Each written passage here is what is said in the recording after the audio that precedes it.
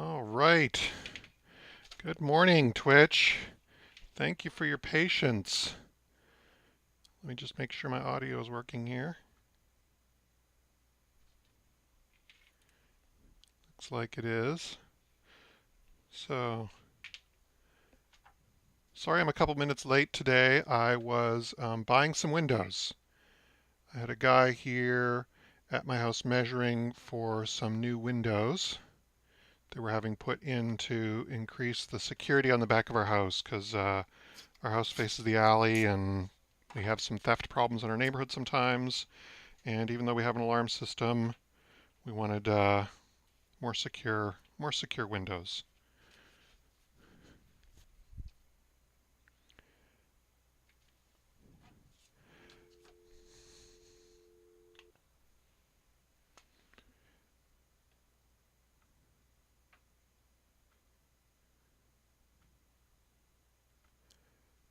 All right, well, today we're doing a play test of how to host a dungeon, the crashed alien spaceship scenario. And I'll talk a little bit about what that is in a minute as I'm getting set up here.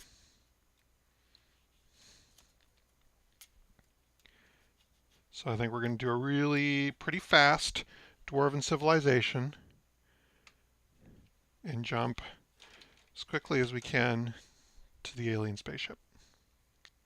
So first, a little intro about what this is all about. So my name is Tony Dowler. I'm the designer of a game called How to Host a Dungeon. How to Host a Dungeon is a solo game where you draw a dungeon. It evolves over time. Civilizations rise and fall, monsters move in, adventurers fight the monsters, and you end up with a massive mega dungeon map that you can use for fun and inspiration, or for a D&D game, or for whatever you want. I just do these for fun all the time, but I have used them for Dungeon World and Dungeons and Dragons campaigns in the past.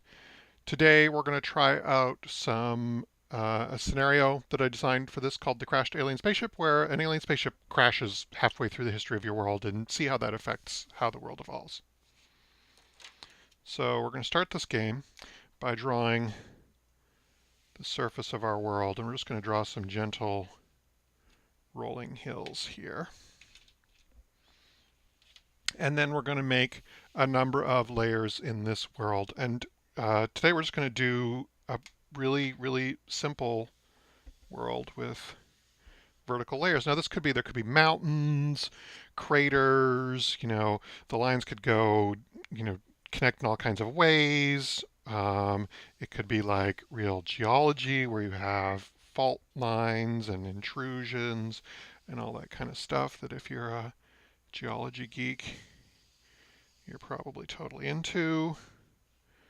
And here we'll put a little variation. I'm just going to put a little fault line right there, so it's not going to be totally vanilla. And now I'm going to number these zones up because that is useful when you're rolling the dice to find out what's in each of these areas.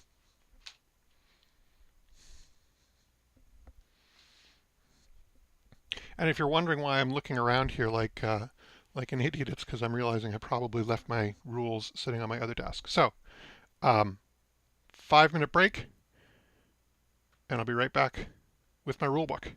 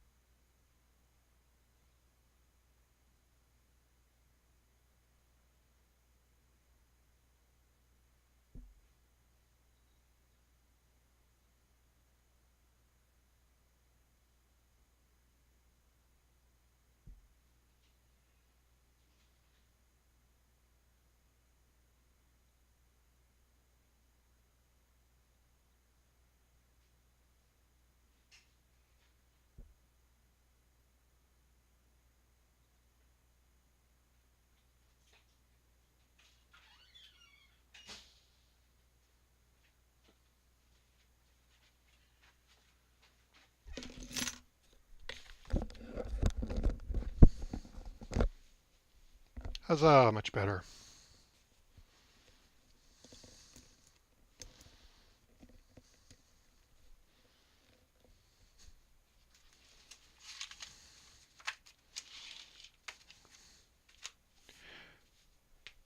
All right, How to Host a Dungeon is played in a series of ages. And the first age is what we call the Primordial Age. This is when we find out what our world is like. One of the first things I like to do with the Primordial Age is roll on this creation story table. This is totally an optional rule, just for fun. Doesn't really have any effect on the rules of the game, but this world of How to Host a Dungeon was created. Why? It's all a cosmic game. You know, I get that result a lot. So let's see what kind of a board the gods are setting up for their cosmic game today. So now we're going to roll dice for each of these layers or strata, and find out what's there. So for each of these, we're going to roll a d8 to find out what is in that layer. So we'll start with layer number 2. A roll of 3 indicates that it contains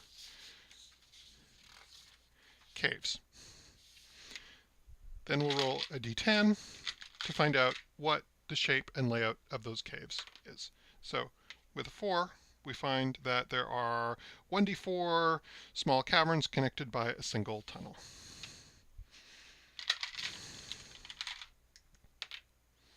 And I get a 3. I'm going to make a little change because this is a play test, so I can adjust things. I'm going to make that 1d4 plus 1 so that you always get at least 2, because one cave connected by a tunnel is not really very interesting. All right, I'm going to now make some caverns. I'm actually going to hollow out these hills.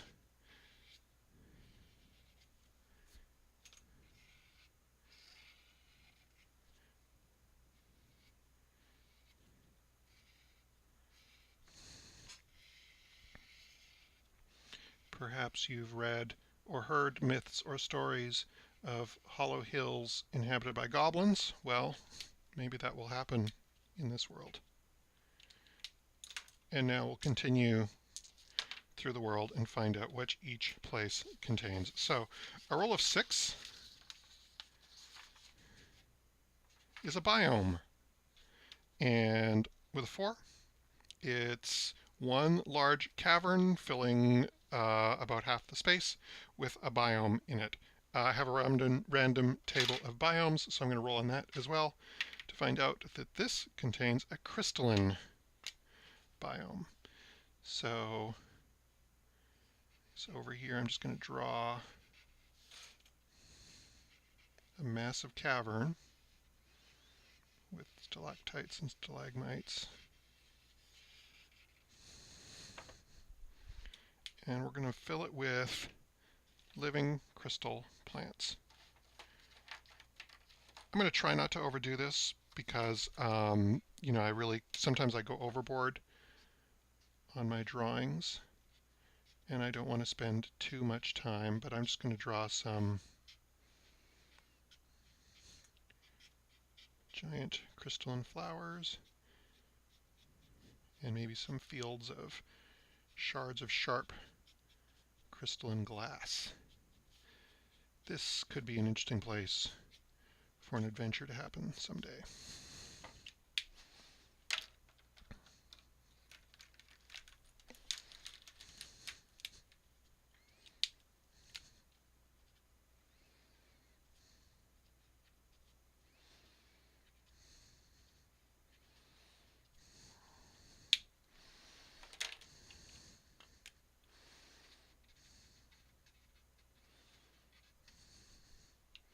And we'll just call it Crystallia. Our next level. More caves. In this case, 1d6 plus 1 caverns not connected. A 4. So 5 caverns. I think we're going to give these more angular shapes.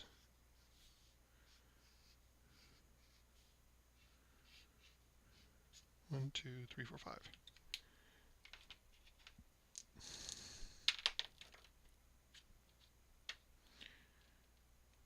ore.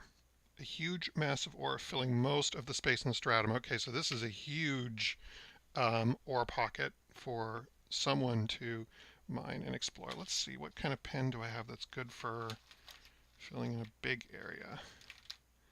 Let's use this red pen. This one needs to be refilled. Set that aside. Go for orange. This one's not doing so well either.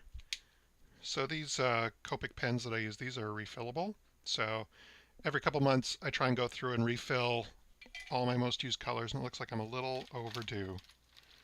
So let's go for a darker color.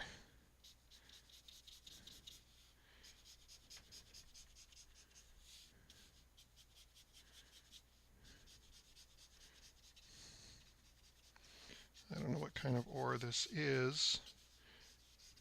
Usually I go and decide that, oh, it's mithril or gold, but in this case I think it's actually copper.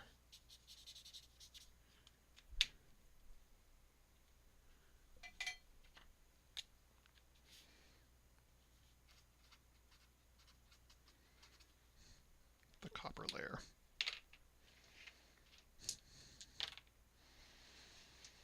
Another biome.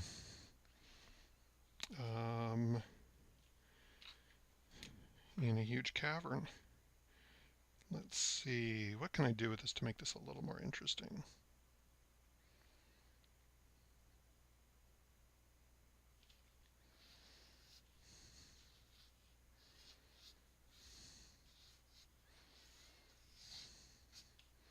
Try and give it a slightly different shape. This is a fungus cavern, a little bit more familiar. Let's make a mushroom forest.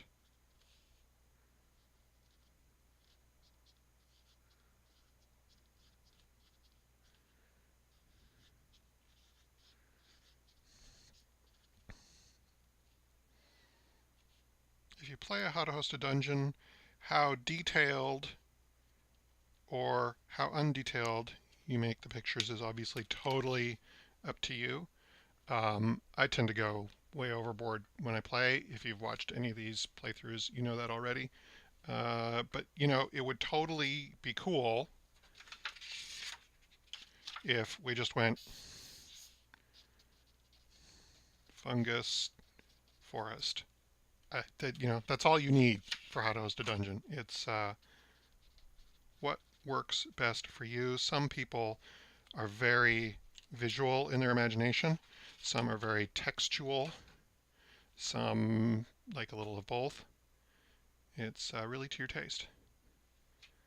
All right, and we have one more underground layer to determine. Magma. A large magma chamber with a vent leading to the surface.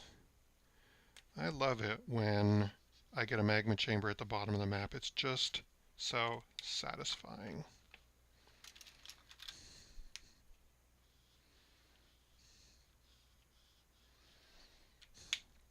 I'll use a little red and a little yellow.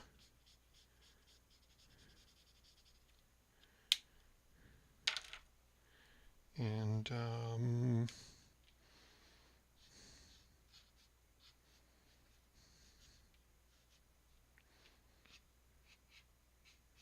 going to make this event coming right up to the surface with a little smoke coming out.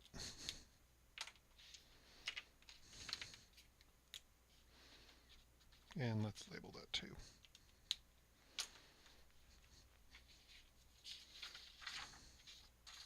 Then finally, one more roll to find out what's on the surface. A small body of water, like a lake, with different terrestrial biomes on each side of it. So let's see, where are we going to put our lake? I guess we're just going to have a little shallow lake here with this little geyser, I guess, next to it.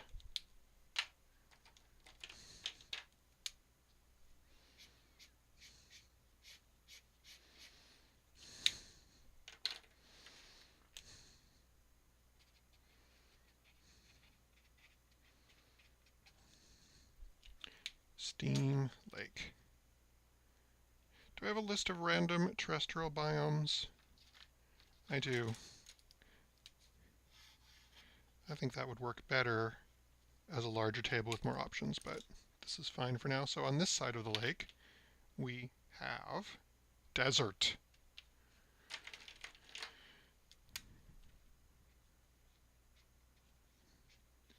These, in case you can't tell, are cacti and tumbleweeds. Across the lake, we rolled desert again, but it says different biomes on that side of the lake. So let's keep rolling until we get something that's not a desert. Brush. So over here, we've got some kind of scrubby brush. You know, maybe this is like a pretty barren world, like a terraformed Mars or something.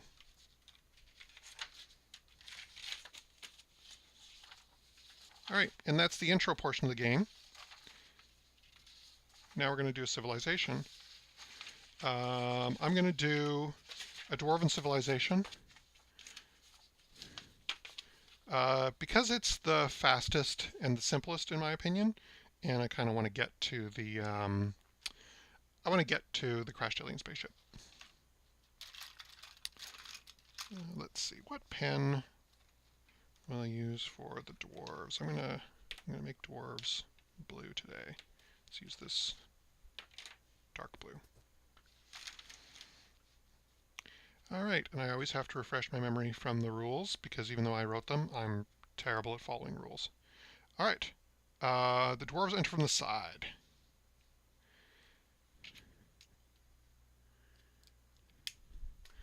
We use, blue beads to represent dwarven population, and white ones to represent their treasures. So I think the dwarves are actually going to come in here and fancy up these natural chambers for their first dwarven home.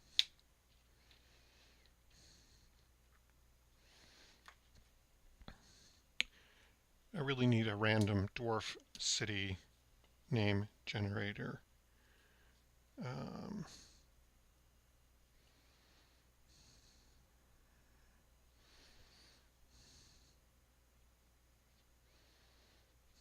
I'm just going to call it Copperhelm.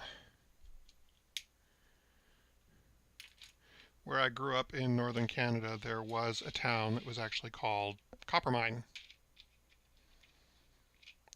for the prosaic reason that there was a copper mine there.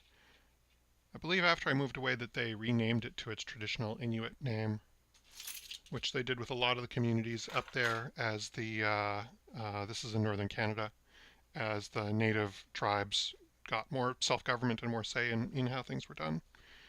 Which makes sense because it was majority, a lot of those towns were majority native inhabitants, so why shouldn't it have the name that they wanted? Okay, so now we go through a number of dwarven turns. So in each year of the Dwarven Age, the dwarves follow their life cycle. So the first thing they do is they add more dwarves. So I think the dwarves like this shape, so they're just going to build another dwarven hall for another dwarf to live in. Then they mine. So let's build a mine shaft. Oh, sorry. Put that pen away. Let's go blue for all the dwarven stuff. And we'll build a mine.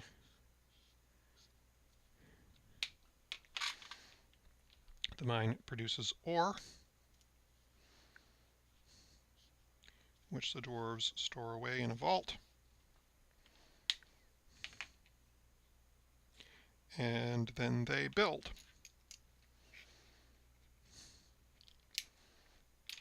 And the first thing they build is a workshop. So let's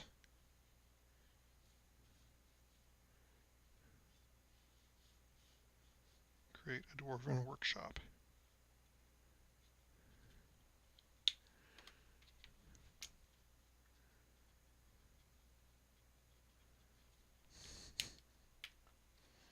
and then we continue.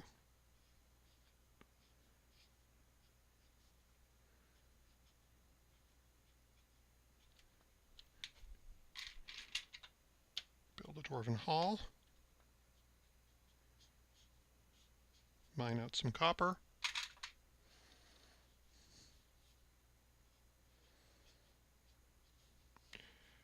Turn it into treasure and store it in a vault. And build. So the dwarves build a different construction at each population, and you have some choices. So at population 4, they could build a drinking hall or a trophy hall. I think I'm going to go for a drinking hall because I'm a big fan of beer, I guess. Alright, that's a giant dwarven keg, in case you couldn't tell. Just going to label this one pub.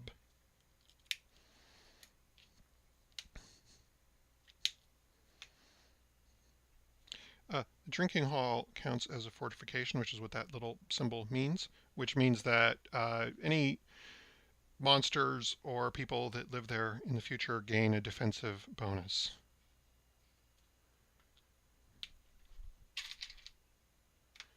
More dwarves. More mines. More treasure.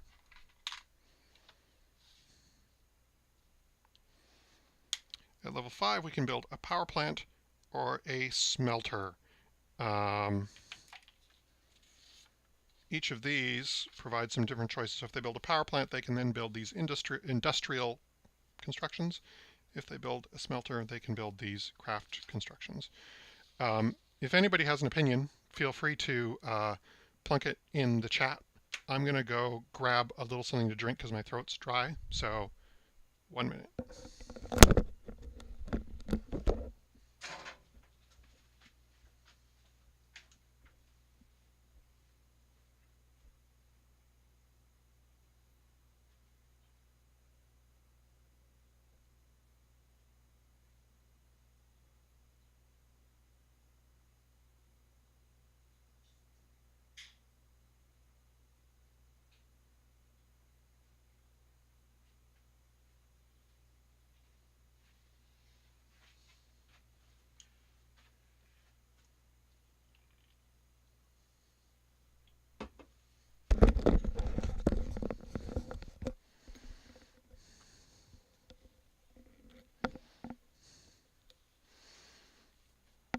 All right, I'm just going to roll for it.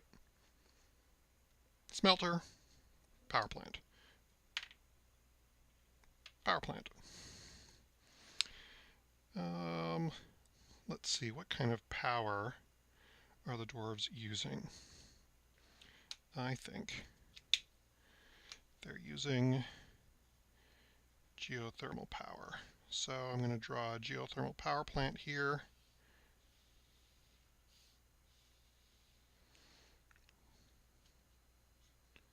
With a conduit to the lava pipe.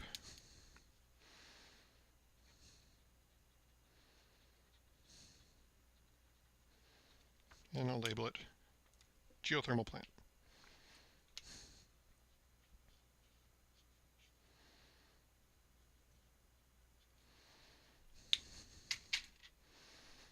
More dwarves. More treasures.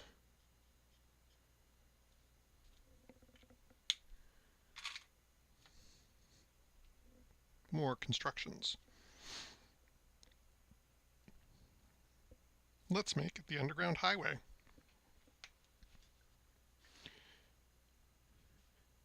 So maybe these dwarves are part of a large dwarven civilization based on underground trade. And so, having this massive trade route through their lands with big doors at either end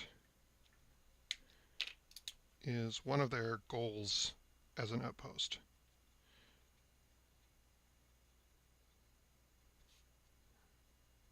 And I'm just going to label it the underground highway. Keep it simple. Alright, keep charging ahead. Now that they've connected to the underground highway, more dwarves move in.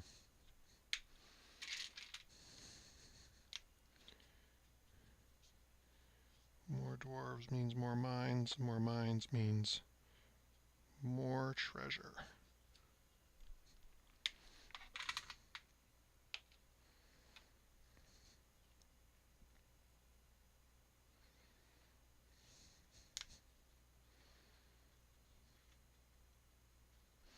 Let's make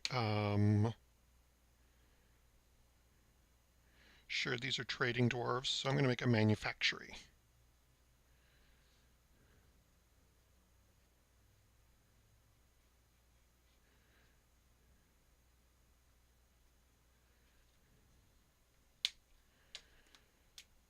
These dwarves mine copper, so I'm going to call this the pipe works.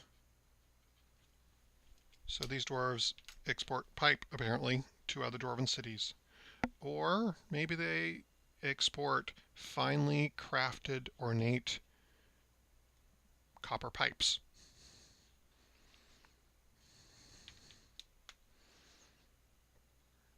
I don't know. I'm just the guy doing the drawings.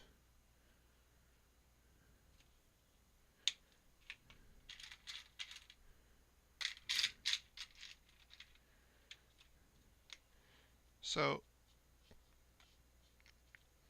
maybe this starts to feel a little tedious. This is a process that goes on for a while. We're actually pretty close to the end.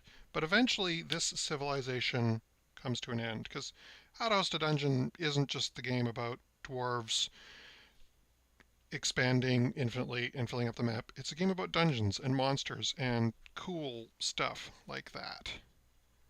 So let's see. What's our population at now? 1, 2, 3, 4, 5, 6, 7. So at this population, we can build an agora or an aqueduct or any. Let's actually, we're going to go back to one of the earlier constructions that we didn't build. We're going to build a trophy hall.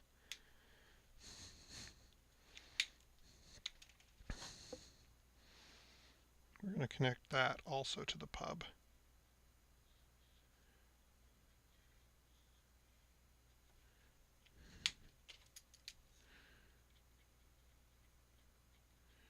Because what pub doesn't need a trophy case?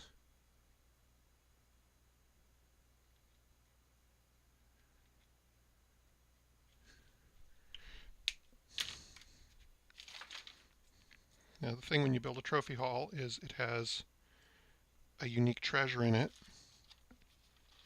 So let's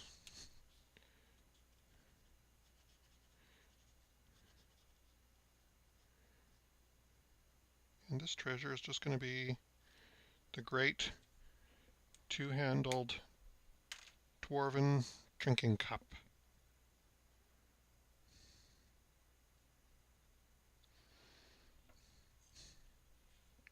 See, it's a drinking cup. It's shiny.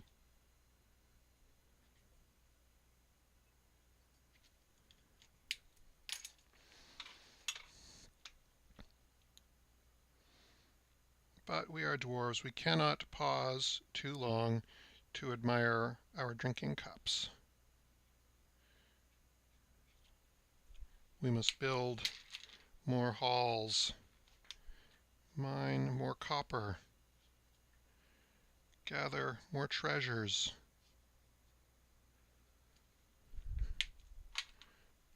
For dwarf work is never done.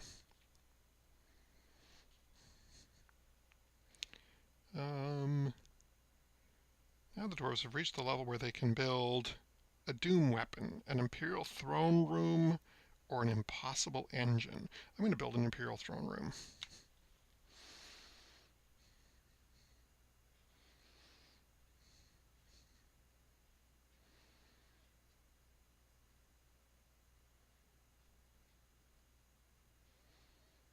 With a very tall chair. Can you all see that? With a very low cushion. And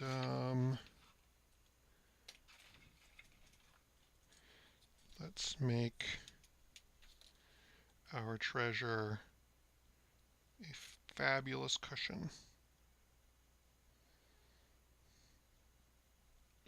I don't know if any of you play Dwarf Fortress, but I'm now just imagining a fabulous cushion embroidered with scenes of battle, menacing with electrum spikes.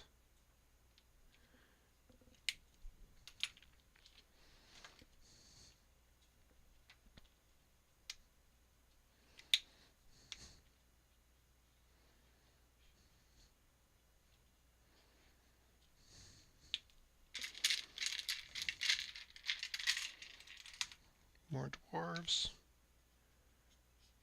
More mining. More treasure. Let's draw a chest. That is a chest, if you can't tell.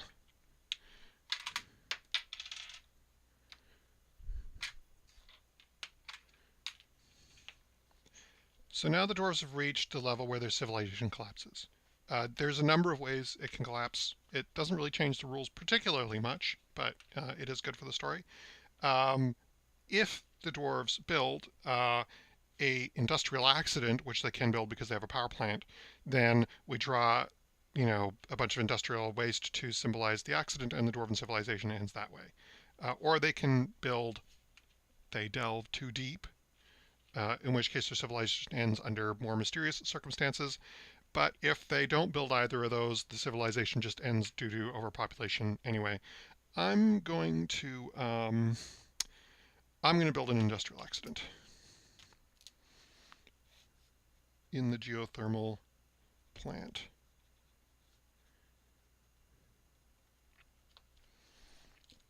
So when the dwarven civilization ends, the dwarves are wiped out. Dwarves might return here in the Age of Monsters. Their treasures are plundered. But for now, this land is empty of dwarves. And what I'm going to say is, I'm actually just going to do a little more drawing. I'm going to say that the Magma Chamber expanded, backed up the geothermal plant, and filled the reactor room with magma. I'm just going to say flooded.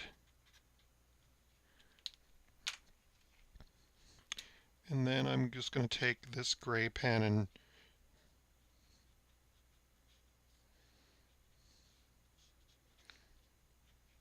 draw some rooms to show that they're now partially flooded by magma. I don't know if you've seen any videos of what's going on in Hawaii right now, but it's fascinating and terrifying. Fascinating because as a kid, I was a huge geology geek. I grew up in a gold mining town, so there were geologists and miners all over the place. And I was really into science and pictures of volcanoes and stuff.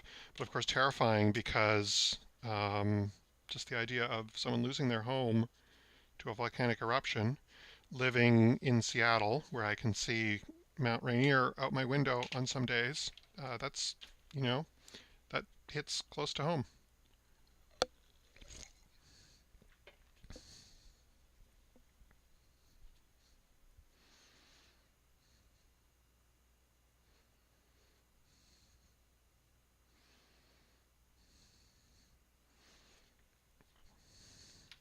Okay, the epic treasures remain, so other monsters may find them and make use of them, and they may take a part in the history that we are yet to write.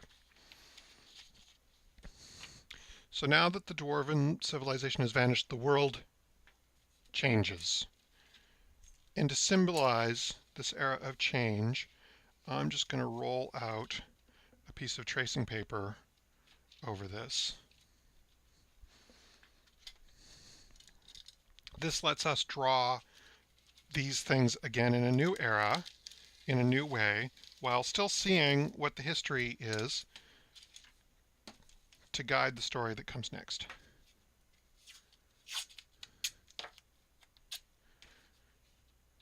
tracing paper is not required. If your situation is like me, I have a studio, I have a table, I've got supplies all over the place, or I have a small pad of tracing paper that I can take with me if I'm playing this somewhere else. But you can totally just use regular paper if you can see through it a little bit, or just do it all in one layer. You don't have to redraw everything on tracing paper. It's whatever works best for you. It also works pretty well digitally if you're working in Photoshop or another program that lets you do layers and you know a little bit about using that software. I think a digital version of this game will be really cool sometime. Maybe that's something that I or someone else will make someday. Okay, the crashed alien spaceship. Just going to get my rules up on the screen here. These are still digital, not yet printed out. I'm going to read a little bit of what's in the rules here, because hopefully that might be interesting for you and useful for me, just to hear what I've written and see how it sounds when it's read. So, in the mists of history, or perhaps in the distant corridors of the future, or maybe in another universe, there was a race of beings so powerful and benevolent that they conquered the ravages of disease, want, and violence. Not contented with this, they vowed to spread their way of life across the stars, and so they built the Anthem, a massive starfaring vessel, a whole world unto itself, that carried the best of their kind, their knowledge, and their world to the stars. But the Anthem did not reach its destination. Somewhere among the stars it faltered, broke apart, and was lost. The fate of the vessel itself is unknown, but some fragment of it, drifting who knows how long through the stars, fell through a wormhole into this universe where it crash landed. This piece of paper is a fragment of the great world spaceship, the Anthem, that has crashed onto this world.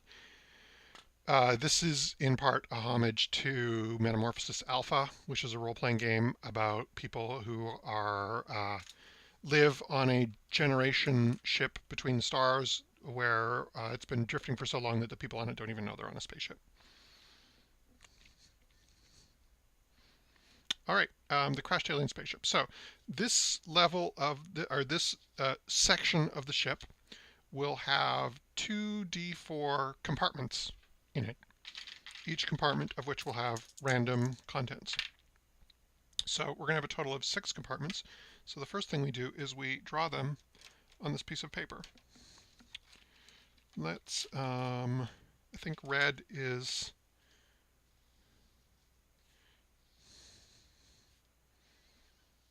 pretty good. So I'm just going to do this square because I have a square piece of paper.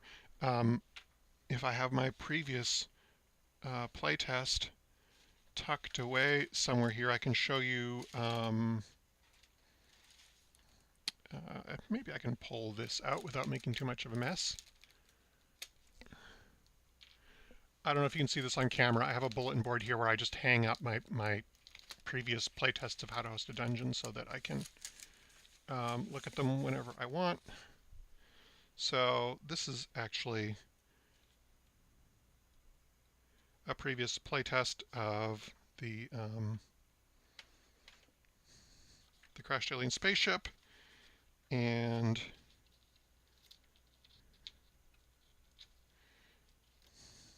you can see what I did here is I actually drew the crashed alien spaceship on a piece of paper, cut it out, and pasted it in where it crashed in the world. But for this one, I'm going to keep it relatively simple and just make this a square. So this has 6 compartments. Am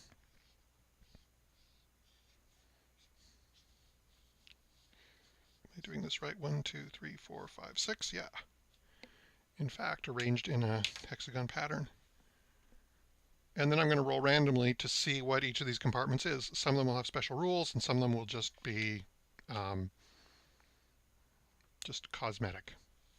So we roll a d8 for each compartment. So compartment number 1 contains security level. So let's draw security door.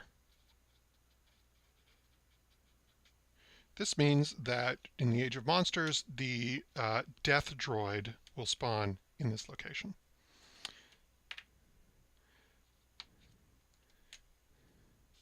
This is a warehouse. It will contain useful treasure.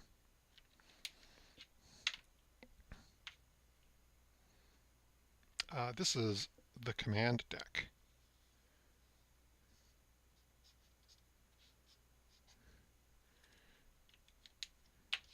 This level is fortified, so we'll put the fortification symbol.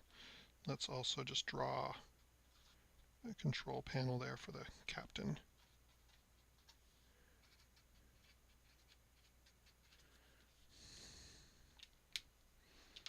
I'm not really sure what happens if I have 2 or even 3 security levels, so I have 3 death droids spawning at the beginning of the Age of Monsters. Well, this is a work in progress.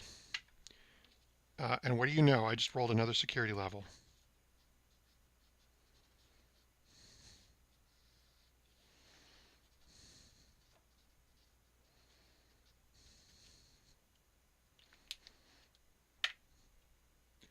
One,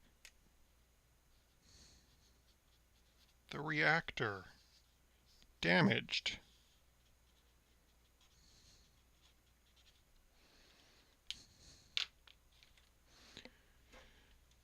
The damaged reactor, if a monster spawns here, we roll some dice and it mutates. So that could be interesting if that happens.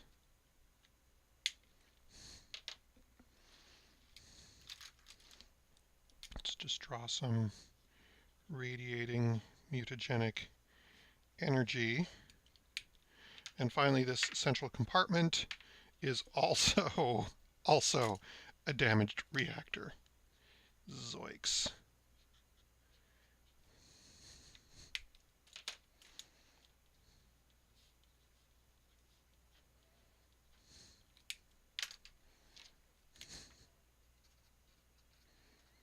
So I think that means we're going to have 2 death droids spawning, and the death droids are going to be mutated. Perhaps the otherworldly energies of the reactor have corrupted their AI core and altered their programming, or perhaps this comes from a universe in which rather than the DNA that we're used to, machine life forms have some analog of DNA that can be altered by the radiation of a faulty reactor. I don't know. I don't know what to say.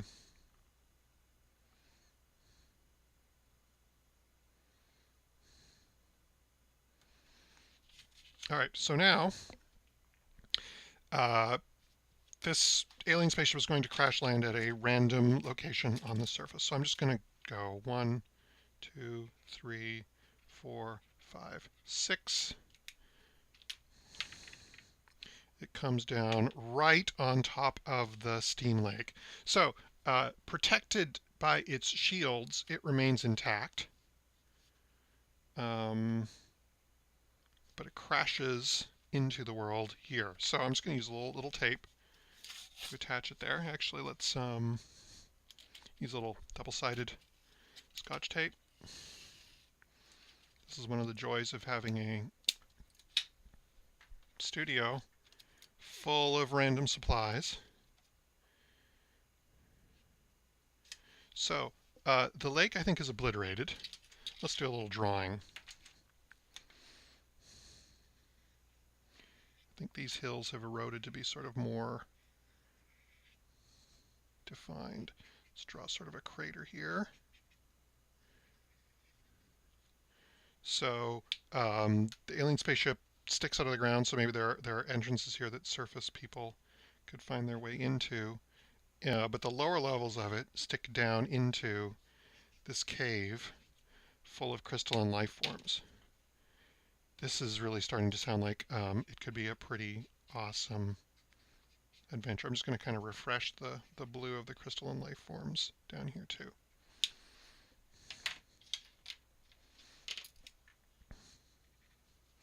I'm going to rename this. I like to rename stuff when ages change. I'm going to rename it the Crystal Maze. And I'm going to call this the Iron Hill. which legends of your people speak of. And now in this time of crisis you must go to the Iron Hill and seek out artifacts that can protect your people against whatever terrible thing they're dealing with.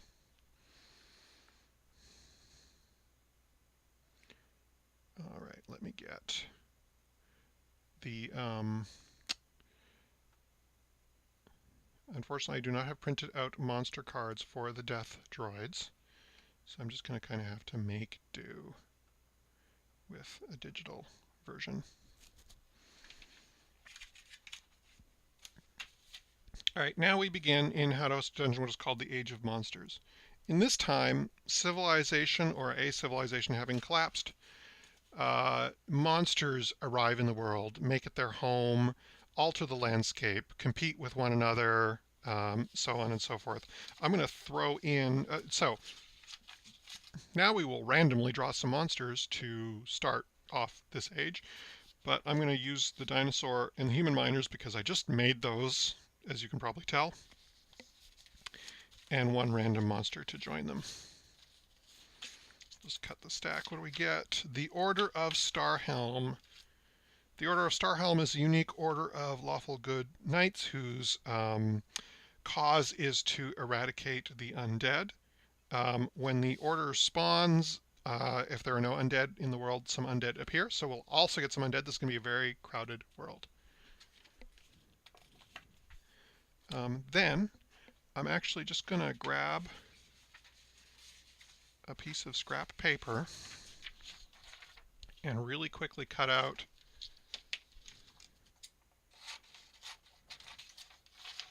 two monster card sized pieces to stand for the two death droids, because I think that's going to make this a little more convenient. So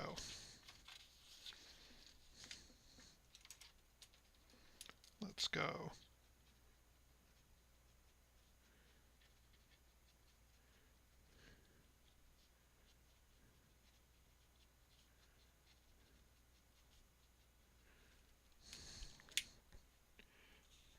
Can you see that?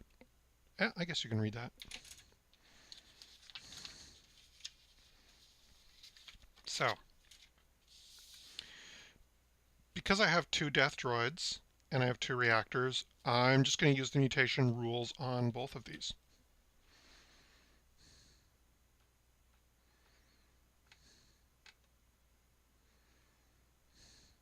So, each of these death droids loses one of its abilities and gains a new ability. So I'm going to roll for the gained abilities first. So death droid number 1, through its mutation, has gained the ability to exploit biomes.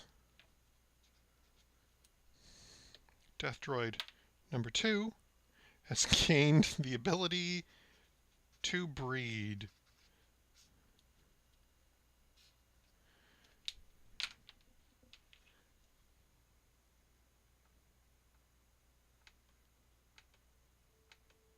Now what do they lose? This process of mutating a monster, this only happens in the crashed alien spaceship scenario. It can totally create monster groups that are unviable, that will not survive in the dungeon, but it can also create monster groups that are horribly viable and may overrun the dungeon. That's kind of part of the idea. So let's see what happens here. So Death Droid number 1 loses one of its natural abilities. It loses the ability to exploit biomes. Death droids do have the ability to exploit alien biomes, and actually I think it's all biomes. Originally they could not exploit alien biomes. So he's actually unchanged. I kind of want to come up with some kind of story explanation for that, like why that mutation canceled itself out. But Death Droid number 2 also loses an ability. He loses the ability to exploit biomes. So I'm just going to say exploit biome. I'm going to cross it out to show that he can no longer do that. The idea of the death droids is one of the things that they can do if they arrive near a biome, as these ones have ample biomes, they can end up wiping out the biome that's there and replacing it with an alien biome that only they can use. So now we're going to spawn these monsters. I'm going to cut this to make this as random as I can, and we'll start with the human miners.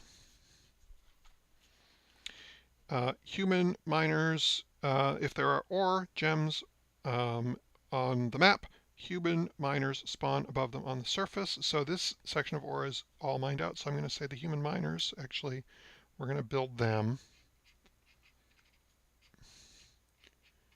a little town here with a mining head frame for the mine.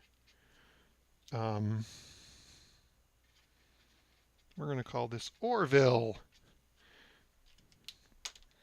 That image of the mining head frame is a very familiar one to me because, as I said, I grew up in a mining town and saw one of those every day.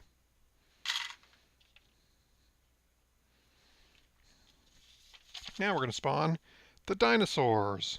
Dinosaurs spawn on the surface or an underground biome only. Roll randomly. So these dinosaurs actually have 1, 2, 3 places where they can spawn. So 1, 2, 3, 4, 5, 6.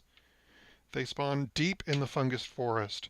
Who knows how long they've been there? Maybe they were there through the Dwarven Age. They could be unbelievably ancient. We're going to rename this the Dinosaur Forest. I'm going to redraw it pretty much as it was in the previous age, because this is a lost land, unchanged since the dawn of time. There's our dinosaur. Now we'll spawn our death droids. Death droid number 1, whose name is conveniently number 1. Death droid number 2. Perhaps the disaster that struck the Warden had something to do with malfunctioning, contradictory security systems as the backup reactor kicked in for some reason, and the backup security system kicked in and decided that the main security system was a threat. That could have had something to do with why this spaceship crashed here. There's Death Droid number 2.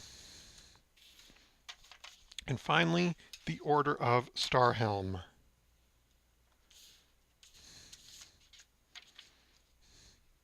The Order of Starhelm is a unique monster, which means that if it is destroyed in the game, it cannot come back, whereas these other monsters go back in the deck and can reappear for various reasons. Order of Starhelm is actually named after DM Starhelm, who was I think maybe the first person to join chat the first time I streamed How to Host a Dungeon, and has come to a bunch of chats in the past. So I named a monster after him. They spawn on the surface, so let's just put them over here in the hills. Let's give them their own color. Let's use this smoky blue. When the order spawns, okay, we'll get to that. So I'm just gonna draw them a castle. That's not a very visible castle. We need a darker color. We'll use agate.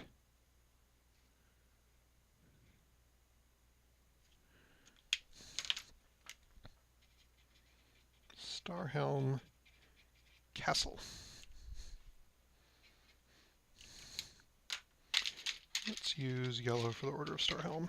The Order of Starhelm gets lots of population but no treasure. By the way, if that's not clear, colored beads are population, clear beads are treasure, generally speaking. Let's use a different color because that's the same color I'm using for the dinosaur. Resplendent in their jet black armor. When the order spawns, if there are no undead in the dungeon, draw a random undead monster and spawn it in a random location. So, we'll now go through the monster deck until we find an undead monster.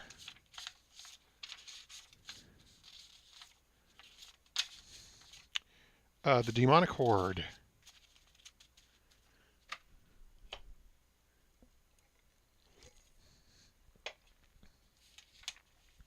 So now we will roll a die to determine what location they spawn in.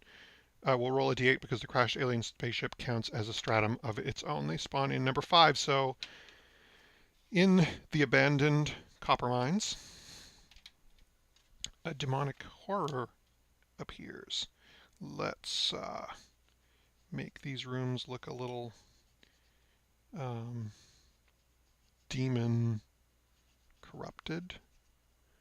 I hope that conveys the...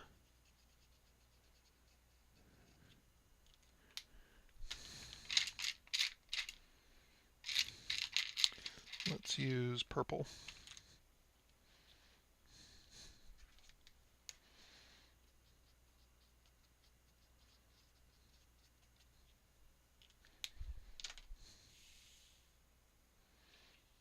Normally an Age of Monsters starts with 3 monsters. We're starting with 6, so we've already got a very crowded map.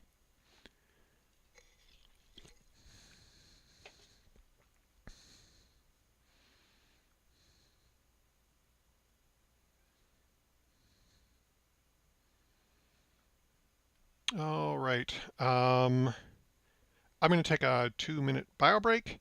If anybody has like an idea, like if they have a cool idea for a name for one of these monsters or monster groups, or for one of these locations that's exposed on the map, post it in the chat and I'll add it to the map when I get back.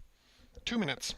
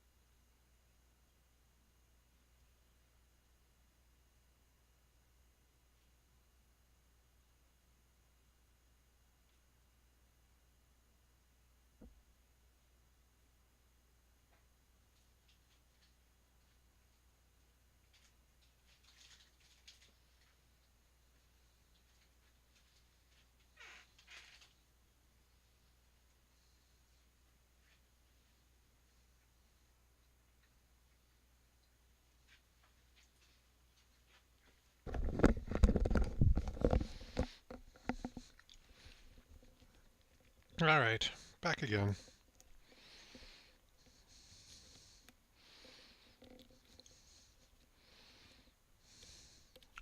No chat suggestions. That's okay. I totally support the science and practice of lurking.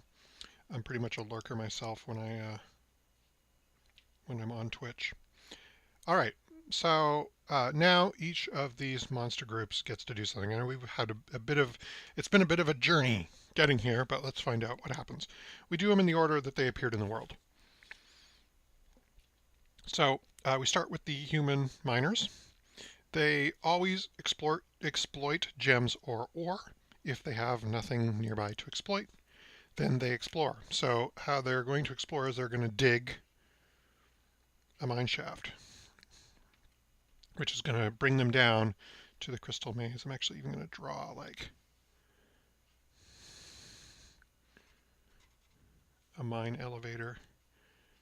Don't know how visible that is in the chat, but to their amazement, they find a crystal, a maze of living crystal rather than the ore they were hoping for. Sorry, pardon me.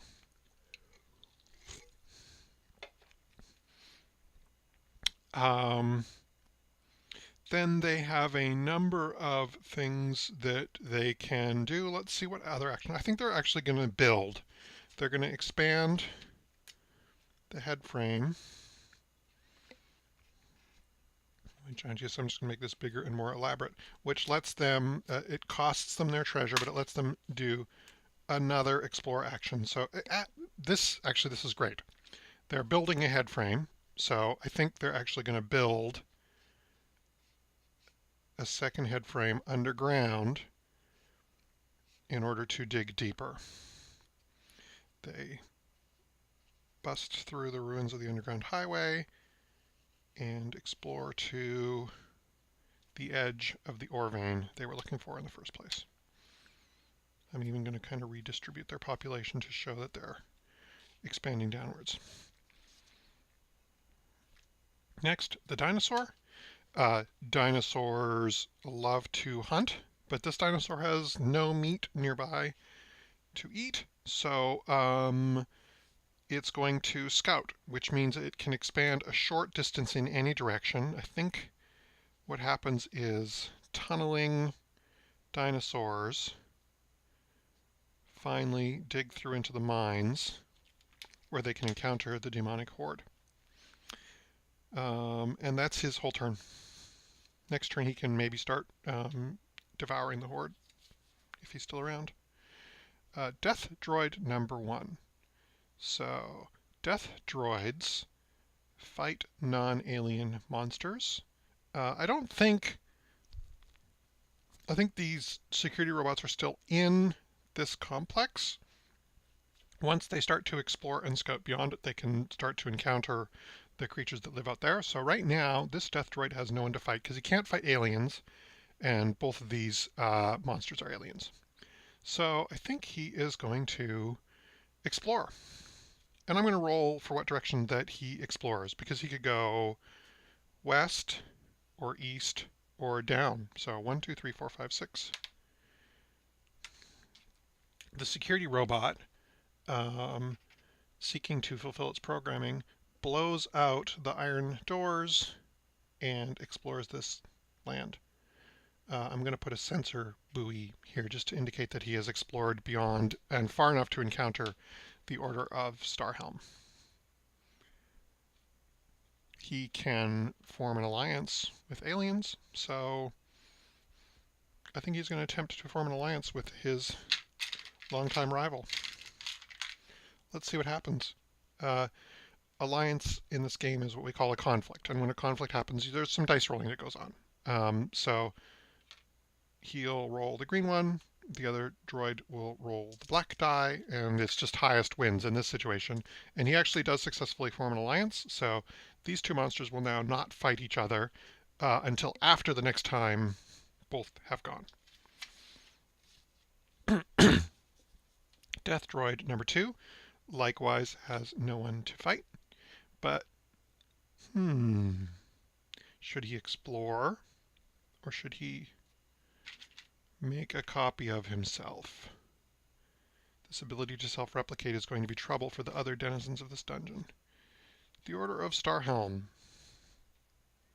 There are no undead nearby for them to hunt, so they will relocate. Knowing that the demonic hordes are somewhere loose upon the earth, the Order of Starhelm enters the Iron Hill to see what wonders they can find. And man, are they surprised.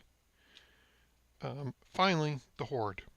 The Horde are exploiters.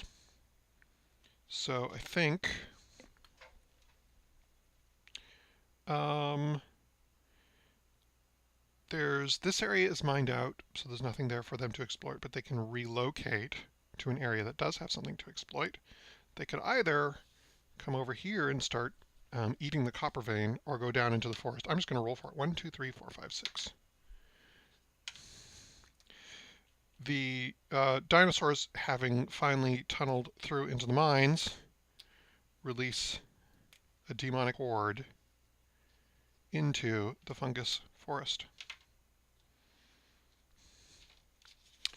At the end of a turn of the monster age, we randomly draw a new monster group and spawn it into the world. And we get wolves. The wolves start in the abandoned copper mines. From the forest wolf to the wild gnolls to the hounds of hell, every realm hosts the canine archetype in some form. So when wolves spawn, if they spawned near magma, they would be hellhounds. If they spawned near water, they would be Ahuizotl. I do not know if that is pronounced correctly, but that's an Aztec creature that is canine in form. But these guys are these are cave wolves, I guess, because they're spawning in caves. So I'm just going to indicate that there are more rough caves here, and I'm going to use orange for the wolves, I think. Cave wolves.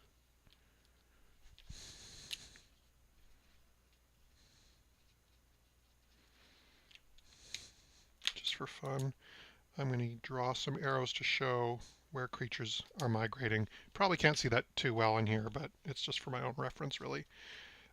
Wolves are wandering, so they're always moving around. I'm not going to have them wander down into the... Maybe I should have them... You know what? Let's be random. 1, 2, 3, 4, 5, 6 for what direction they wander in. The wolves also move into the fungus forest through this new opening. This is going to get really interesting.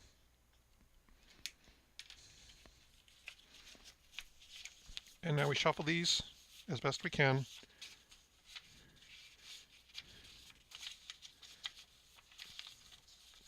And find out what happens next. Okay. Death droid number 2. Death droids are born to fight. They always fight if they have someone to fight. So they are going to fight the Order of Starhelm, who has invaded their realm. Death droids get +2 to their fight rolls. So let's find out what happens. Amazingly, the Order of Starhelm fights off this strange alien robotic beast that attacks them when they enter the Iron Hill, and the Death Droids lose 1 population.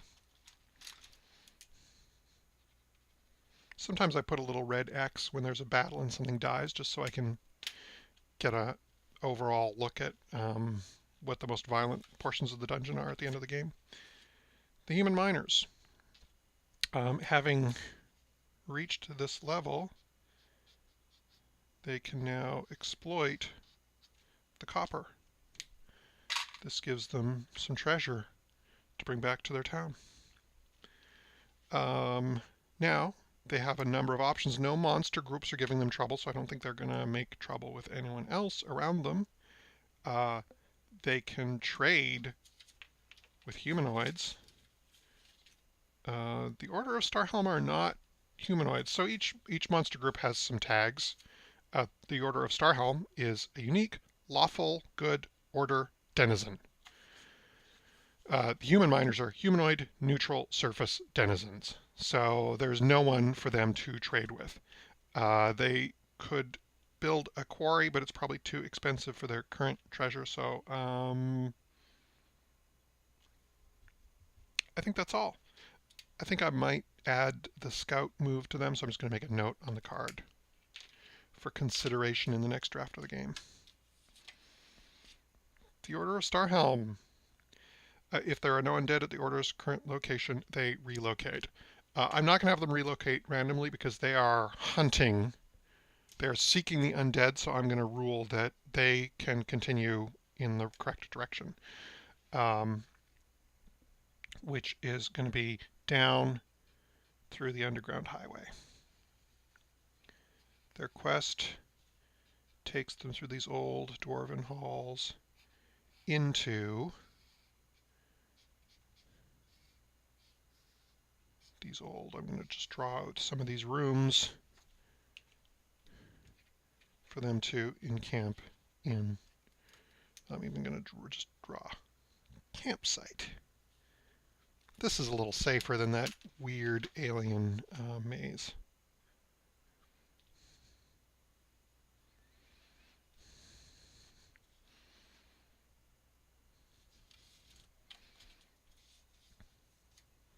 Death droid number 1. Never got a chance to fight the Order of Starhelm because they moved away. Well, this guy, we've already established he's an explorer. So is he going to go 1, 2, 3, 4, 5, 6 for his direction? Let's say actually 1, 2, 3, 4, 5, 6 because he could actually explore this empty cave. 2. This security door is blown off, and the miners find a weird sensor probe on the edge of their town. And that is the death droid turn. The reason that the death droid doesn't fight the miners is because a monster's moves, they happen in a particular order, right? So, like the Order of Starhelm, you probably can't read that great, but the first thing they do is they always hunt undead. So if there's undead near their location, they hunt them. Then, the second thing they do is if there are no undead at the Order's location, they relocate. Then they have a bunch of other options. They can drive off alpha predators, fight denizens, or relocate again. So in theory, they could relocate twice in the same turn, and also explore, which I've written in by hand because that's something I'm going to add to them. The death droids, the first thing they do is they fight a non-alien monster that's in their territory. But if there is no non-alien monster to fight, then they explore, and then their turn is done because fight happens at the beginning and explore happens at the end. Speaking of hunt, here's a chance to see how that move works. So the dinosaur always hunts denizens. Suddenly, these dinosaurs that have been sealed in this fungal forest for so long have ample supply of meat. So let's see who they hunt. Demons or wolves? Dinosaurs eat a demon. Wolves. Wolves always wander. So let's just have them wander out to the nearest place they have not been before. Unfortunately, there is no prey for them to hunt there, so that's where they stop. Oh, no, actually, they can breed, so they will. Finally, the demonic horde. The demonic horde always exploits, so they're going to exploit some of this fungus. So I'm going to just draw some shriveled stalks of fungus here to show they have exploited this area. And I see this not as them eating it, as them leeching the life force from it. This produces a treasure for them. And since they managed to exploit, they breed.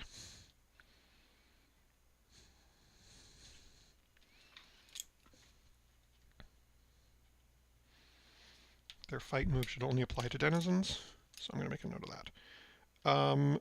They can explore, but I don't think they're going to. I think they're going to stay here and eat the fungal forest as much as they can until it's gone. Now let's see what new monster spawns.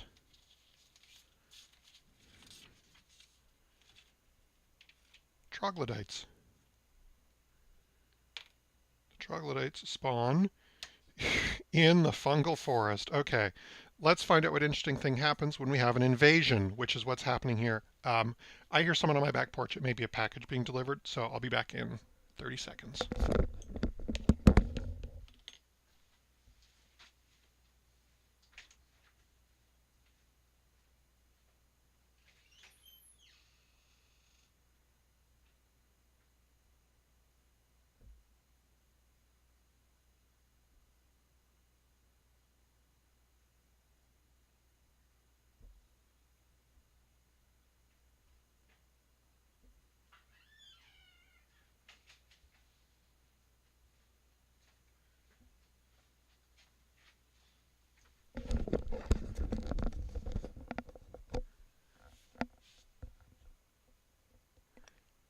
Sometimes when I'm down in my studio and I hear thunking on my back porch, it's a package being delivered, and sometimes it's a really, really fat raccoon jumping off my fence onto my porch.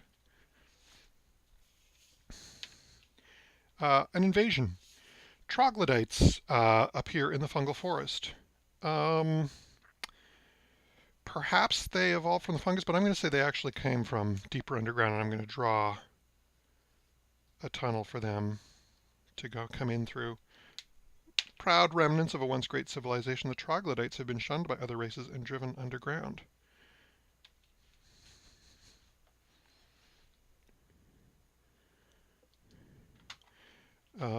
So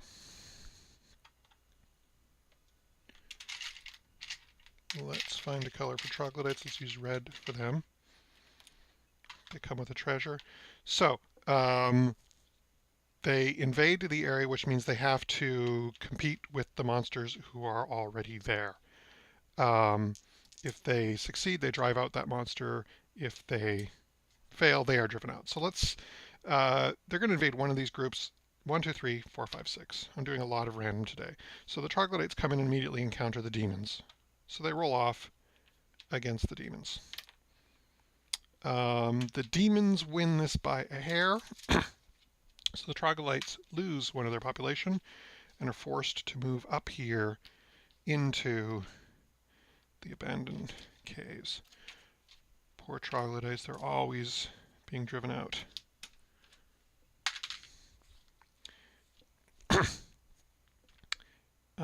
Now let's see. They have a number of...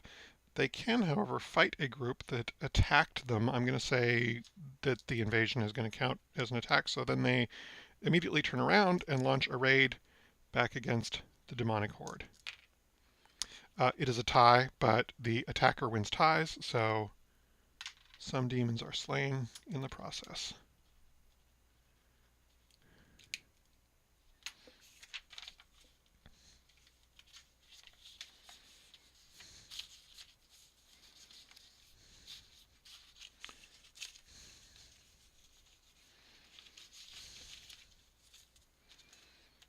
All right. I'm going to respond to this message really quick.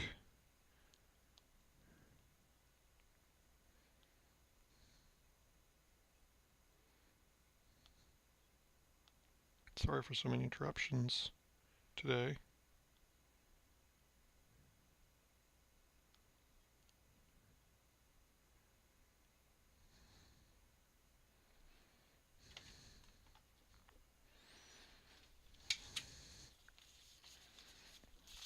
So I have a full-time job. I work for a tech firm, but on Fridays I have negotiated the day off so that I can work on how to host a dungeon and on my art.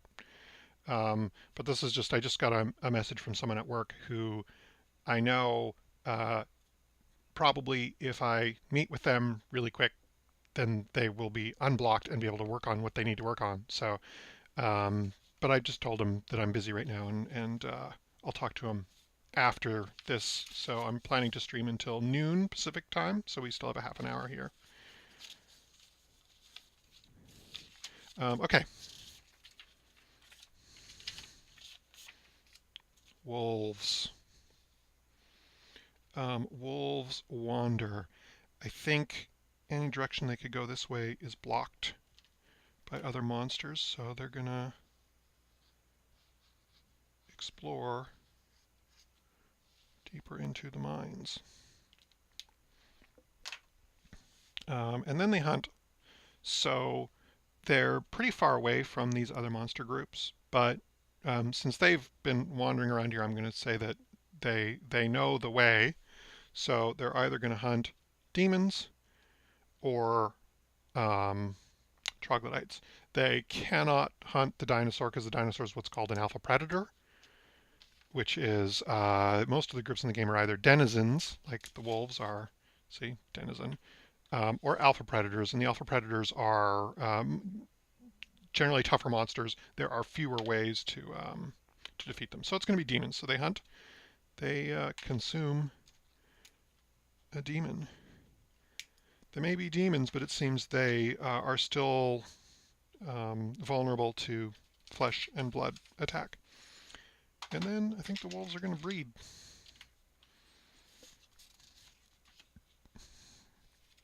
Death droid number 2. He has no one to fight. I think he's going to breed. I think it's safe for him to have a copy of himself to leave at home when he goes to fight other monsters. The dinosaur. The dinosaur will hunt. I'm going to say he can hunt either one of these groups. 1, 2, 3, 4, 5, 6. Troglodytes fall prey to the dinosaur.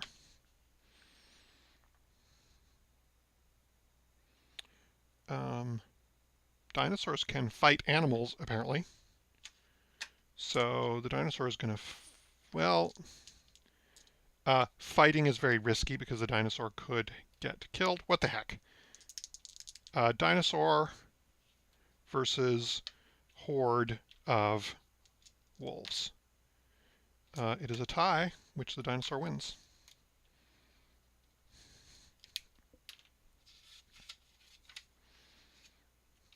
The demonic horde. The horde continues its relentless consumption of the fungal forest, thus birthing more demons.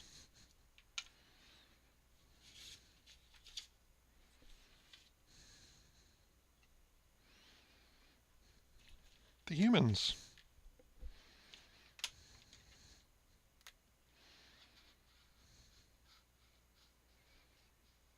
Draw some mining tunnels.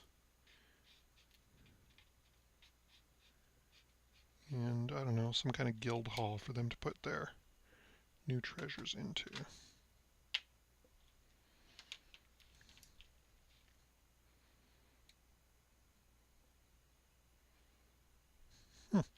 They have enough treasure to build a mill, so let's build a mill.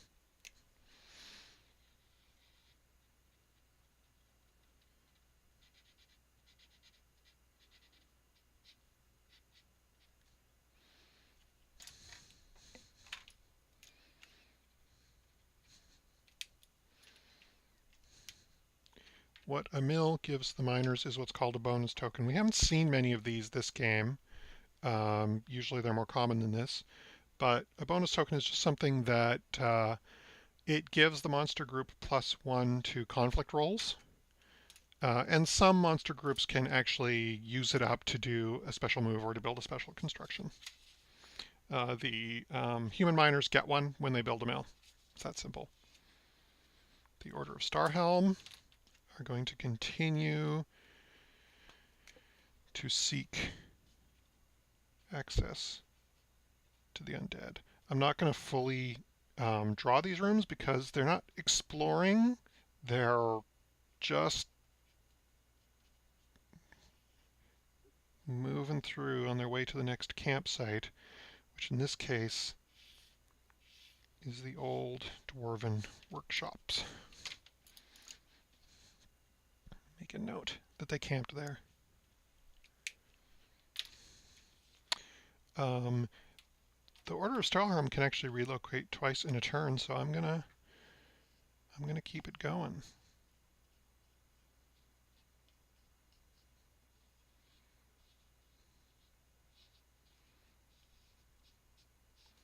I'm going to move them into these old dwarven treasure rooms near the wolves.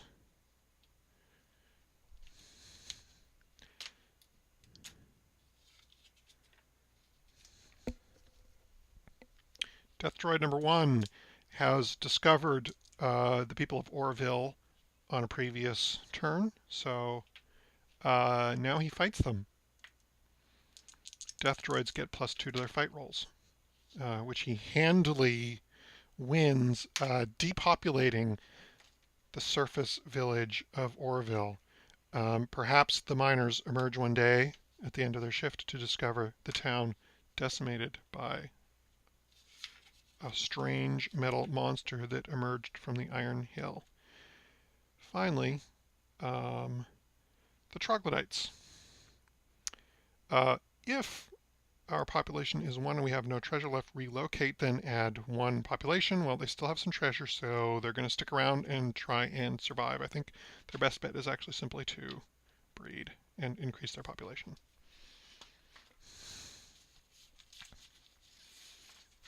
Goblins. Goblins spawn. Goblins spawn in the Iron Hill.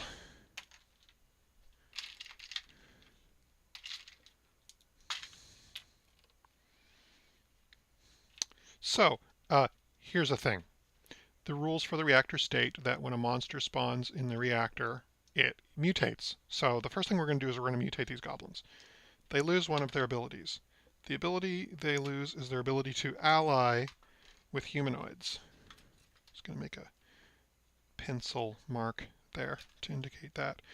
Why is this? Why are these goblins no longer able to make alliances with humanoids? Because, traditionally, if you've ever played Keep on the Borderlands, right? Goblins, kobolds, orcs, gnolls living next to one another, fighting, competing, making shifting alliances. That's kind of a theme in this game because many of the humanoid monsters are able to ally with groups that share some characteristics with them.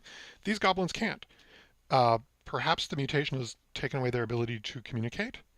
Maybe they don't have mouths, or maybe they just look so weird that other humanoid monsters no longer view them as a creature that they can deal with.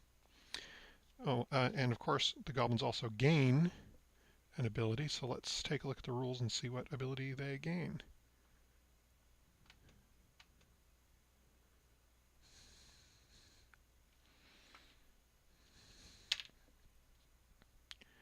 They gain the ability to hunt alpha predators.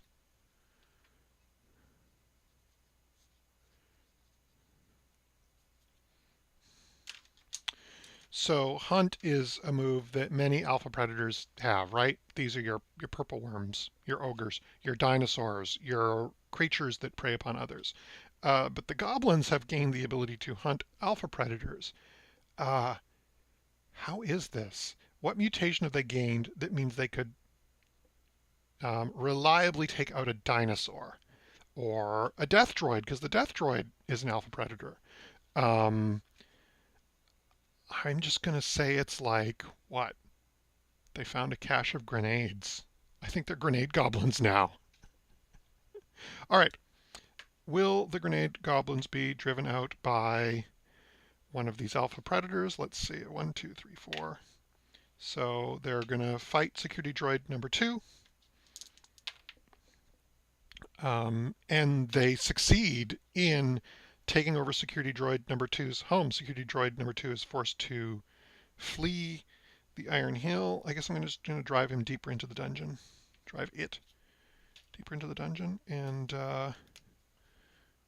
we're going to name this. This is now the realm of the grenade goblins.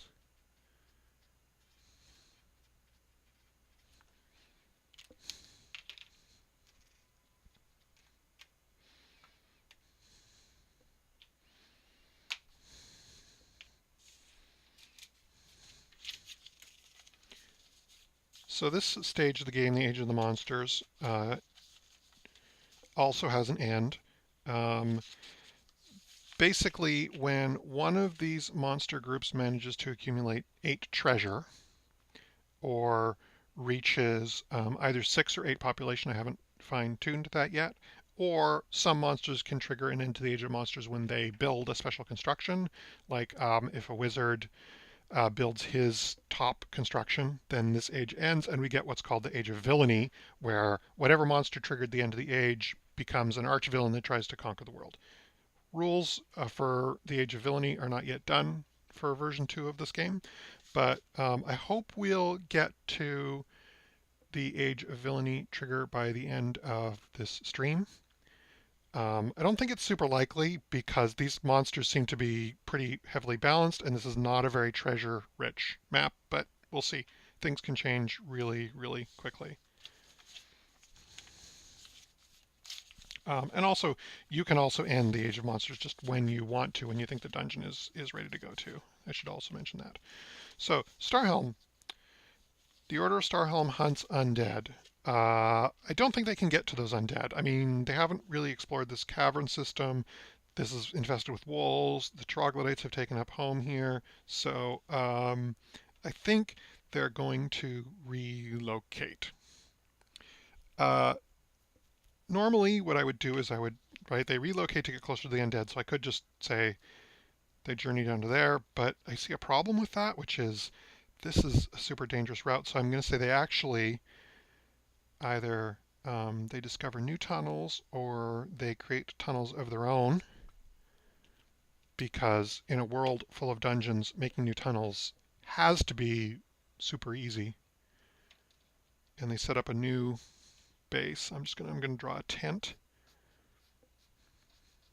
Not that you even need a tent if you're underground, but old habits die hard. And the order is gonna live down there. I'm actually gonna draw some lines to indicate the path that they took to get here, because that's cool. And that is Starhelm's turn. Death droid number 2. Well, he was driven out by the goblins, so he certainly knows where they are, so his first move is going to be to fight the goblins. With a +2 to his roll, he fails. Wow. That death droid cannot get any breaks. The goblins are beset by a mechanical droid, but apparently they're ready for it.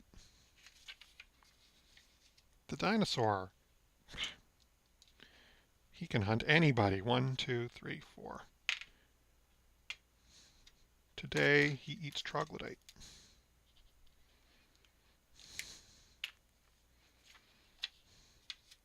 Death droid number 1.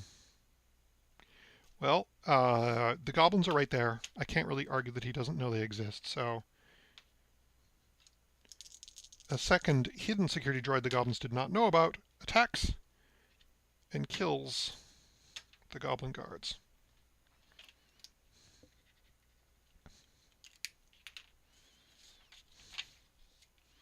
The humans.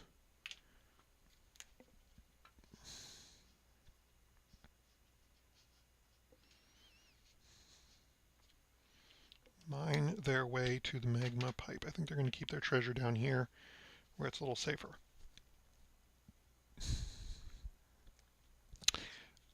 Then human miners, they can attempt to rout an alpha predator, so I think they're going to mount an expedition into the Iron Hill to drive off the iron monster that has been plaguing them, and they are successful.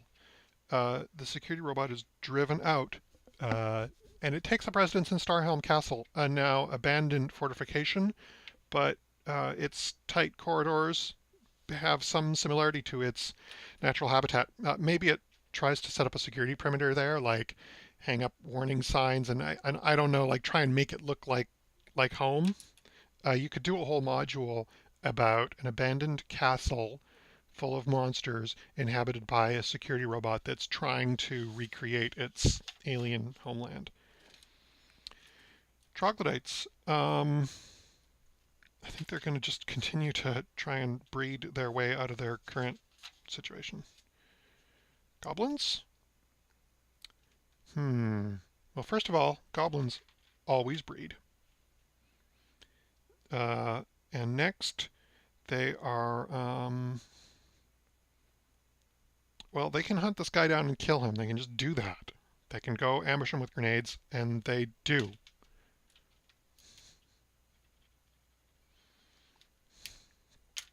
Also, I'm going to give them this treasure that's been lying around here because obviously they now are masters of that realm. So give them the treasure.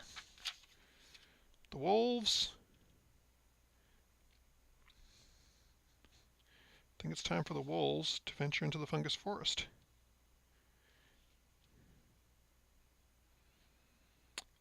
They can hunt prey who they outnumber. It's just going to be demons. It's funny, in the last game that I played, the demon horde spawned in a biome, devoured the whole thing, and just overran the world with massive numbers. But don't count them out yet. because they have a reliable way to replace their losses by consuming the fungus forest.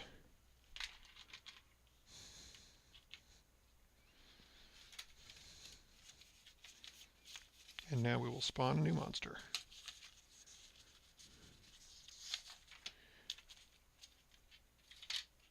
Otyugh kind. Okay, I have not yet played the Otyugh in this game, so this is exciting. Where does the Otyugh spawn? He spawns in the crashed alien spaceship. So, an Otyugh, perhaps he lived in the Crystal Forest, or wandered up from the dungeons below, but he finds his way into this new environment, which is totally unusual to him. So, first of all, this is an invasion because the goblins are already living there. So let's roll. The goblins are not welcome to the Otyugh, and they drive him out. So I guess no one has yet explored these caves. So he's going to go live in here, in the Otyugh hole. And now he takes his turn. So Otyughs like to ally with other monster groups. He could ally with the humans or with the goblins. Let's just roll it randomly. 1, 2, 3, 4, 5, 6. Having been driven out by the goblins, he nevertheless comes back to them with an offer of symbiosis. Or maybe he doesn't. That's not how it happens. The goblins just start throwing all their junk down in that cave. It's useful to have an Otyugh around. So, alliance means these two monsters will not molest each other until both of them have taken a turn again. So, what else can the Otyugh do? He can extort. So he's made an alliance with the goblins, and now he's going to extort the miners by basically, haunting their mine shafts. Do they leave out offerings of food for him and thus placate him? Or do they not? They do. It is easier to expend resources to placate the Otyugh than it is to fight it. I'm pleased with how that worked. That's a new monster for the game, and that's exactly the way I envisioned it.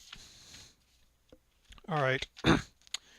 The Death Droid, building his security infrastructure in this castle, is going to go and attempt to kill some of these goblins who have invaded its space quite successfully, in fact.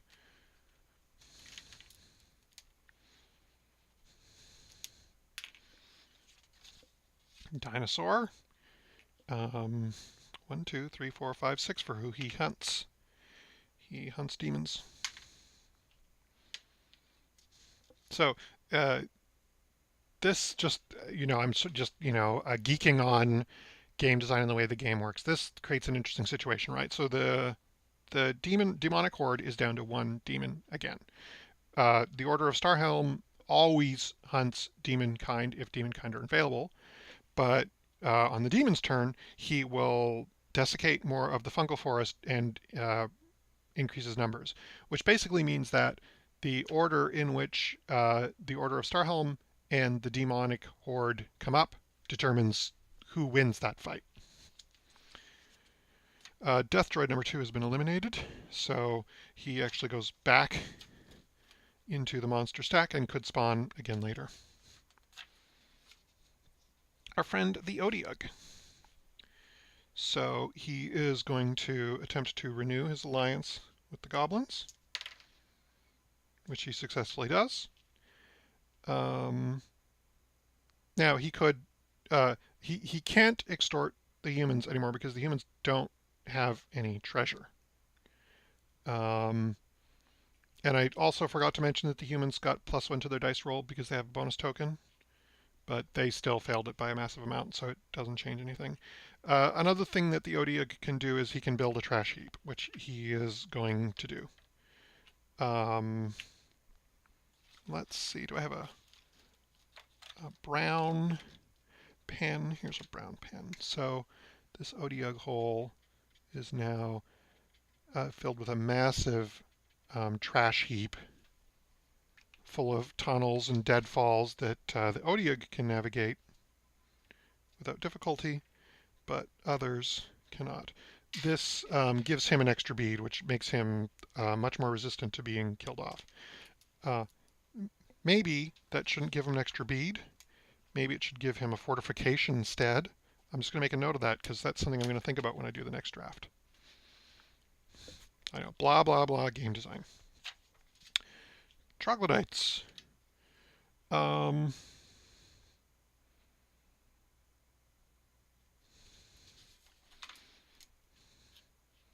think they should have the Explore move instead of the Scout move.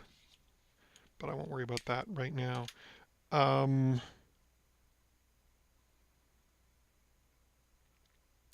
Yeah, I think they're going to Scout.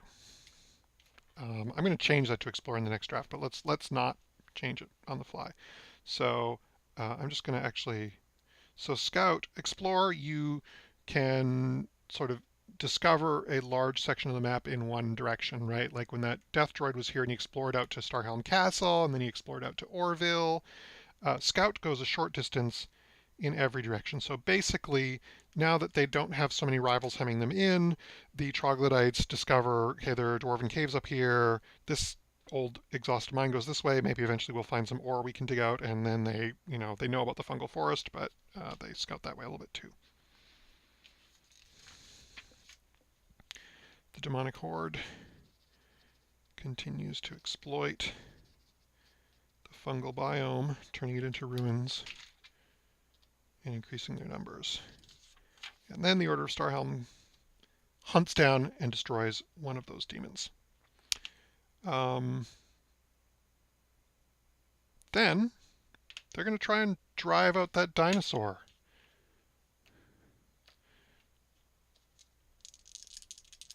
A formation of questing knights in a fungal forest of perpetual darkness attempts to drive off a Tyrannosaurus Rex.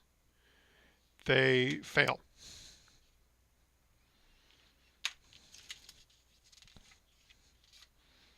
The wolves always wander, and they're going to actually go up these tunnels that Starhelm built into the old dwarven caves. The only nearby creature they can hunt is those guys, and they breed. Giving the wolves the breed move, I've noticed, makes them very powerful. They tend to grow and grow and grow in numbers. I'm just going to make a note that maybe these guys need different options. It's okay if they can breed, but if it's almost the only thing that they can do, it makes them a little strong. And our goblins always breed. What do they want to do? They could bribe the security robot to leave them alone, maybe by bringing it alien junk and furniture from the crashed alien spaceship with which to furnish its new home in Starhelm Castle. That'd be kind of funny. They can't ally with humanoids because they're mutated. They could actually hunt down the security droid. They could steal from no one around them has any treasure to steal, so they can't steal because they have an alliance with the Odiug. They could explore. I'm actually going to have them try and bribe the security robot just because I think that's funny. So a group of grenade goblins arrive at Starhelm Castle holding alien furniture above their heads as an offering of peace. And the robot of Starhelm Castle accepts their offering. And finally, the human miners. The human miners, I notice, lack a way to increase their numbers. Maybe that's okay, but that's something to consider for the next draft of the game. So let's put an iron seal here on this magma channel, because we don't want that blowing up in our face. and we will mine out some treasure. They were not extorted by the Otyugh this turn, so they could try and drive it out. But I don't think they are. I think they're going to trade with the goblins. So let's see how that goes. The miners get +1 because they have a bonus token. It is not enough. The goblins basically get the better of the deal.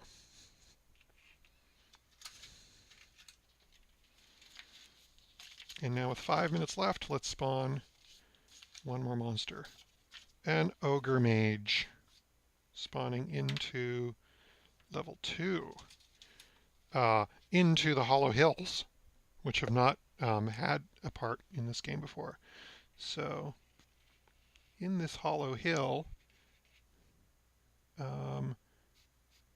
lives an Ogre Mage. You probably can't tell, but this is a comfortable Ogre Mage home.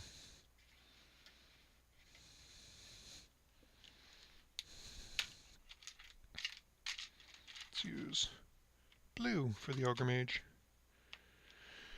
So, Ogre Mage's hunt.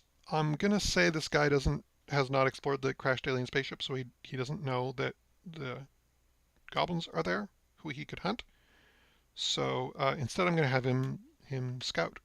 Having set up his home, he decides to see where these tunnels go, and this one ends in a strange metal door.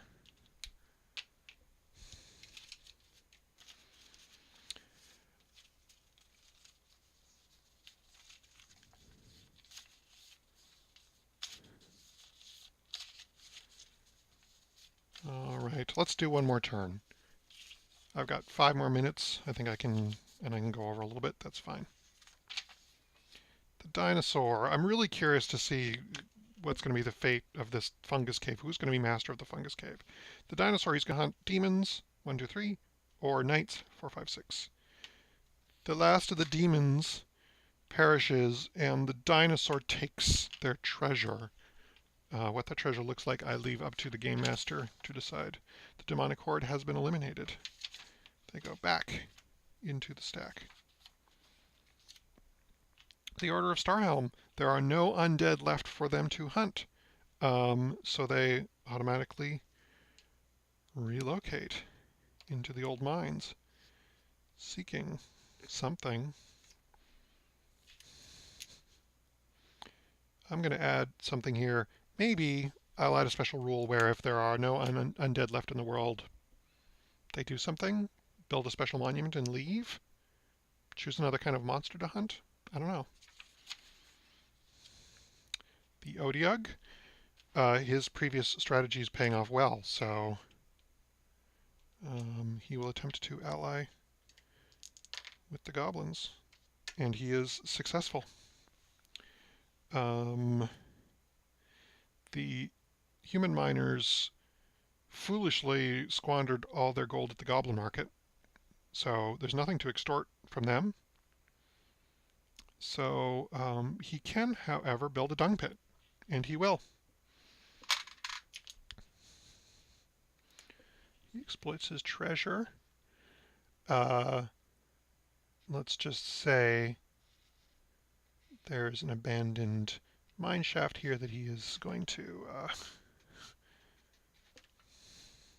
when the Otyugh builds a dung pit, he gets a bonus token.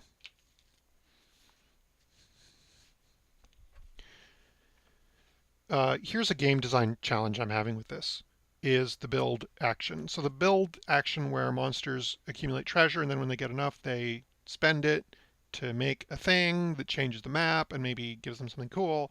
That's a cool and intrinsic part of the game, but it also has the effect of siphoning treasure off the map constantly, which makes it harder for the monster age to end because no one gets rich enough to end the monster age. So I'm undecided whether I need to change the rules around so that the monster age is triggered by the end of the monster age is triggered by a different condition, or if maybe building shouldn't consume so much treasure. This is just a thing that I'm thinking about and trying out different approaches.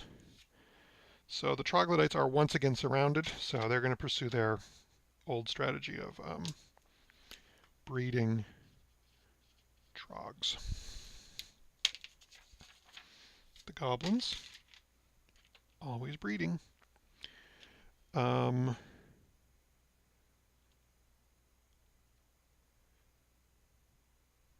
Just because it's funny, now that they have bribed the killer robot by giving it furniture, they're now going to try and steal the most valuable items back. Because goblins, and they succeed. Awesome.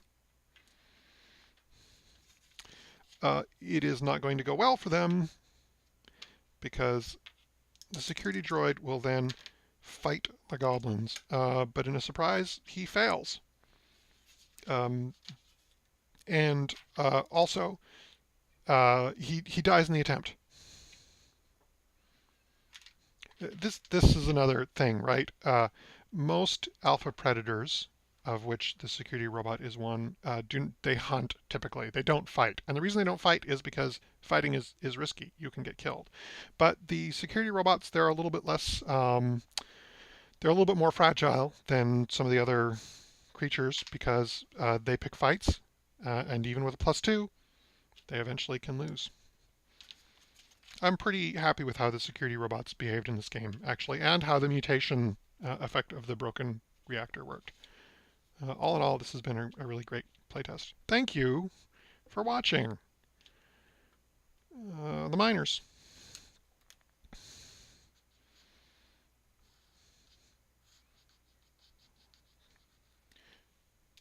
Make an astounding discovery of the ancient exhausted dwarven mines full of questing knights riding mushroom mounts. The ogre mage. He's going to hunt and kill a goblin, because he can. And then, having established that he's a badass and not to be messed with, he's going to try and recruit a goblin, which he fails at. Again, don't spend your money at the goblin market. So some of the more powerful humanoid monsters, like the ogre mage, can recruit, and the wizard also does this, can recruit other monsters of particular types to become their minions. So if he had succeeded, then we would just do this. The ogre mage gets a little bit of a buffer, and the goblins lose a guy because he goes to work for the ogre mage. And finally, the wolves. Wolves love to wander. And I guess they're going to hunt a troglodyte. All right, so we're going to call the playtest there. I'm going to take pictures of this map, and maybe when I complete the alpha villain rules, I'll start this up again and see what happens if one of these monsters becomes the alpha villain. Interestingly enough, the 2 epic treasures that the dwarves mined out or dwarves created never came into the game. But that's fine. They could come into the game in the Age of Villainy, or maybe you just leave them there and some adventuring party comes to find them someday. So I'm pretty happy with this map. This was a lot of fun. Thank you so much for joining the stream, and I'm going to try and do this every Friday at 10 a.m. Pacific time, and so hopefully I'll be back here next week. Bye.